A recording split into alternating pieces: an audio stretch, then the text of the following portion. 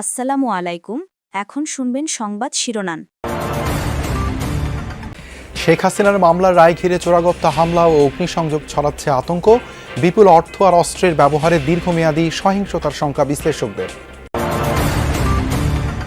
রংপুরের ব্যবসায়ী আশরাফুলকে ফাঁদে ফেলে অর্থ আদায় ছিল হত্যাকারী জরেজ ও তার প্রেমিকার টার্গেট, জানালো র্যাব।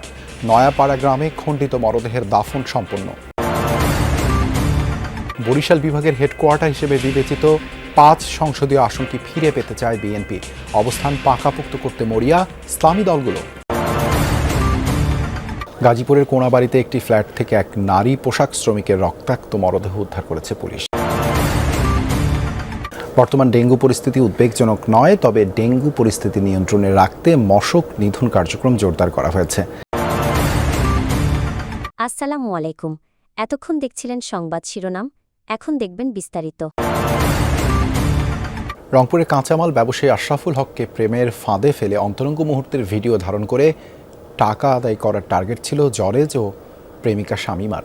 সকালে কাউরান বাজারে র্যাব মিডিয়া সেন্টারে আয়োজিত সংবাদ সম্মেলনে এই তথ্য জানায় র্যাব ৩-এর অধিনায়ক লেফটেন্যান্ট কর্নেল ফায়জুল আরেফিন। বলেন, গেল রাতে কুমিল্লা থেকে গ্রেপ্তার করা হয় শামিমাকে। এর আগে মূল হোতা জরেজকে গ্রেপ্তার করে ঢাকা মহানগর গোয়েন্দা পুলিশ। প্রাথমিক জিজ্ঞাসাবাদ শেষে র্যাব জানায়, জরেজ ও শামিমা মিলে ১০ লাখ টাকা আদায়ের পরিকল্পনা করে আশরাফুলকে ঢাকার শনির আখড়ায় নিয়ে আসে। পরে চেতনানাশক ব্যবহারে আশরাফুলকে অচেতন করে অন্তরঙ্গ মুহূর্তের ভিডিও ধারণ করে জরেজ। কিন্তু টাকা আদায় না করেই কেন হত্যা করা হলো সে রহস্য উদ্ঘাটনে জিজ্ঞাসাবাদ করছে র্যাব।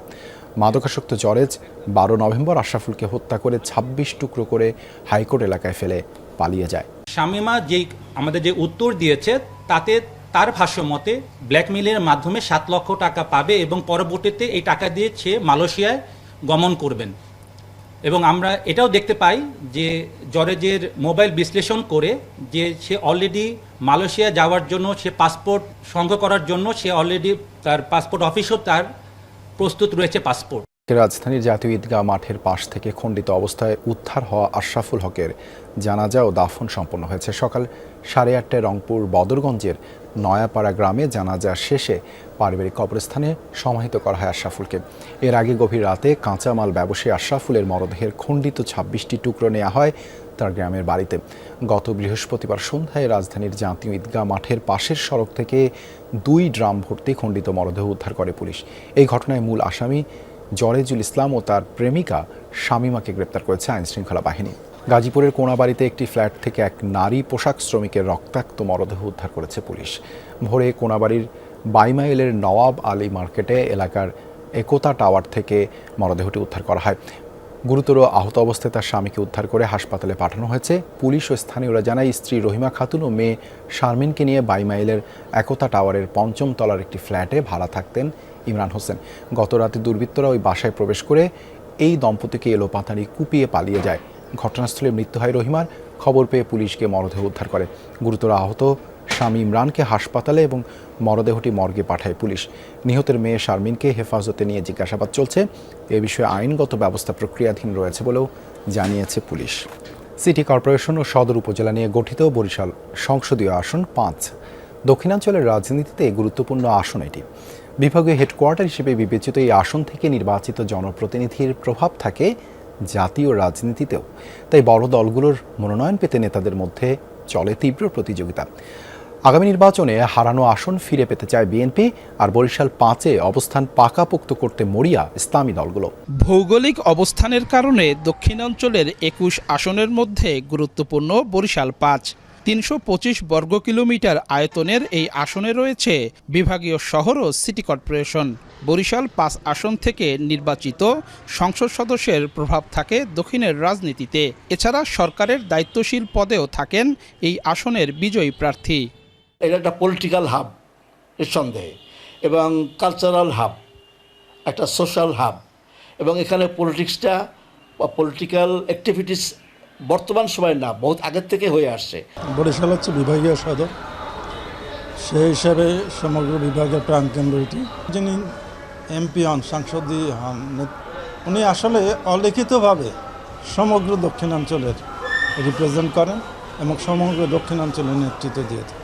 ১৯৯১ থেকে ২০০৮ পর্যন্ত বিএনপির দখলেই ছিল বরিশাল ৫। এর আগে 1979তেও এখান থেকে সংসদ সদস্য নির্বাচিত হয় বিএনপির প্রার্থী। তাই এ আসনে মনোনয়ন চেয়েছিলেন দলের হেভিওয়েট 6 নেতা। এবারও দলের আস্থা বিগত 4 বারের সংসদ সদস্য মজিবুর রহমান সরোয়ারি। মনোনয়নের পর দলীয় হাইকমান্ডের নির্দেশে প্রকাশ্যে ঐক্যবদ্ধ থাকলেও ভিতরে অনৈক্যের হাওয়া বইছে তৃণমূলের বিএনপিতে। ইসলামী আন্দোলন বাংলাদেশের মূল কেন্দ্র চরমোনাই দরবার শরীফ বরিশাল সদর উপজেলায়, তাই তাদের জন্য গুরুত্বপূর্ণ এই আসন। এখানে প্রতিদ্বন্দ্বিতা করবেন দলের সিনিয়র নায়েবে আমির মুফতি ফয়জুল করিম। সংসদ সদস্য ও সিটি মেয়র পদে প্রার্থী হয়ে নির্বাচনের অভিজ্ঞতা রয়েছে তার। আমি মনে করি ওই পুরানো অঙ্কে অমুকের এত ভোট ছিল, তমুকের তত ভোট ছিল, এগুলো আসলে কিছু না। মানুষ যেহেতু নতুনভাবে অঙ্ক করতে শিখছে, এখন নতুন অঙ্ক কষবে। আগের যে সমস্ত হিসাব কিতাব এগুলো সব বাদ হয়ে যায়। দীর্ঘদিন পর নির্বাচনের মাঠে বাংলাদেশ জামায়াতে ইসলামী। বরিশাল 5 আসন থেকে প্রার্থী হয়েছেন দলের সহকারী সেক্রেটারি জেনারেল মুয়াজ্জেম হোসাইন হেলাল। ভোটের মাঠে জয়ের ব্যাপারে আশাবাদী তিনি। জামাত ইসলামী যে সিদ্ধান্ত নিয়ে যাকে নমিনি হিসেবে মনোনয়ন দিয়েছে, তাদের সেই ভাইকে নিয়ে তারা কাজ করতে গভীরভাবে আগ্রহী এবং তাকে নিয়ে তারা ময়দানে লড়াই করে এই আসনটি তারা নিয়ে নিতে পারবে বলে আমরা জনগণের কাছ থেকে সেটাই পাচ্ছি। বরিশাল 5 আসনে মোট ভোটার সংখ্যা 4,93,950, নারী ভোটারের সংখ্যা 2,47,000 এবং পুরুষ ভোটার 2,46,943। হিজড়া ভোটার আছেন 7 জন।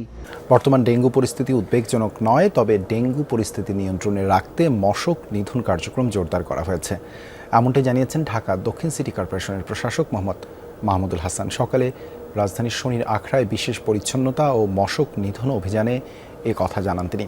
বলেন, জরিমানা কোনো সমাধান নয়, প্রয়োজন জনসচেতনতা। এডিস লার্ভা প্রতিরোধে সচেতনতা বৃদ্ধিতে নিয়মিত অভিযান পরিচালনা করছে ঢাকা দক্ষিণ সিটি কর্পোরেশন। এর অংশ হিসেবে আজ 400 পরিচ্ছন্নতা কর্মী শনির আখড়া এলাকায় অভিযানে অংশ নেয়। ঢাকা দক্ষিণ সিটির প্রশাসক জানান, খাল ও নর্দমাগুলো নিয়মিত পরিষ্কারে এই ধরনের অভিযান অব্যাহত থাকবে। এ যেন প্রশাসনের ছত্রছায়ায় চাঁদাবাজি। নোয়াখালীতে সরকারি খাস জমি ইজারা দেয়া হচ্ছে হাট বাজারের জন্য, অথচ নির্ধারণ করে দেয়া হচ্ছে না টোলের পরিমাণ। এই সুযোগে যানবাহন থেকে ইচ্ছে মতন টোল আদায় করছে ইজারাদাররা। এমনকি বাজার ছাড়িয়ে পার্শ্ববর্তী সড়ক থেকেও টোলের নামে চাঁদাবাজি চলছে। কেউ দিতে অস্বীকৃতি জানালে গাড়ি ভাঙচুরের পাশাপাশি করা হয় মার। নোয়াখালীর সরকারি খাস জায়গা হাট বাজারের জন্য ইজারা দেয় উপজেলা প্রশাসন। উদ্দেশ্য থাকে কিছু রাজস্ব আদায়ের, কিন্তু এই ইজারাই এখন পরিবহন সংশ্লিষ্ট ও ব্যবসায়ীদের গলার কাটা হয়ে দাঁড়িয়েছে। এ সকল হাট বাজারের ব্যবসায়ী ও পরিবহন থেকে টোল আদায় করে থাকেন ইজারাদাররা। অভিযোগ রয়েছে, উপজেলা প্রশাসন থেকে টোলের পরিমাণ নির্ধারণ করে না দেয়ায় আদায় করা হয় বাড়তি টাকা। অভিযুক্তদের দাবি, যতটুকু খাস জমি ইজারা দেয়া হয় সেখানে বাজার বসিয়ে লাভ হয় না, তাই মহাসড়কের পাশ থেকেও নেওয়া হয় টোল। 80 লাখ টাকা নিছে বাজার ইজারাদার। খাসের জায়গা ওখানে কম, খাসের জায়গা নাই বলতে বোঝা যায়। আর আপনার ওই যে হাইওয়ে সাইডে বসি কিছু খাজনা টাজনা আমরা নিচ্ছি। পূর্ব আফ্রিকার দেশ ইথিওপিয়ায় প্রাণঘাতী মার্কবার্গ ভাইরাসের সংক্রমণ ধরা পড়েছে। প্রথমবারের মতো এই ভাইরাস সৃষ্ট রোগের প্রাদুর্ভাব নিশ্চিত করেছে দেশটির স্বাস্থ্য মন্ত্রণালয়। ওমো অঞ্চলে 9 জনের দেহে জীবাণুটি শনাক্ত হওয়ার পরেই কথা জানিয়েছে কর্তৃপক্ষ। ভাইরাল হেমোরজিক ফিভার সন্দেহে রোগ পরীক্ষা করতে গিয়েই ধরা পড়ে মার্কবার্গ ভাইরাসের উপস্থিতি। ইবোলা ভাইরাসের সমগোত্রীয় ফিলোভাইরাস মার্কবার্গকে আরও তীব্র ও প্রাণঘাতী বলছেন বিশেষজ্ঞরা। Centers for disease control and prevention সিডিসির তথ্য অনুযায়ী এখনও এই ভাইরাসের কোনো টিকা বা নির্দিষ্ট চিকিৎসা নেই। আক্রান্ত ব্যক্তি সাধারণত জ্বর, র্যাশ এবং তীব্র রক্তক্ষরণের শিকার হয়ে থাকে।